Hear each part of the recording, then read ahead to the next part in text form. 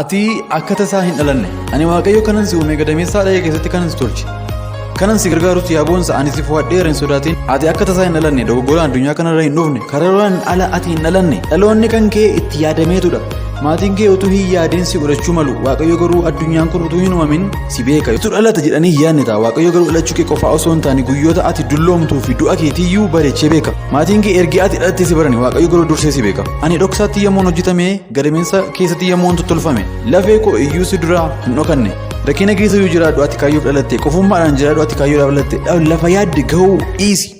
ati kaayyoof dhalatte waan gootu iyyuu wallaale ati kaayyoodhaaf dhalatte garatti deemaa jirtus wallaale garuu ati kaayyoodhaaf dhalatte akka ati waaqayyoon gammachiistuuf innis kun waaqeffannaa dhugaatiin maatii waaqayyoo akka taatuufidha ati amanaa qofaa otoo hin taane maatii waaqayyoo kiristoosiin fakkaachuudhaaf dhalatte tajaajila waaqayyoo akka taatuuf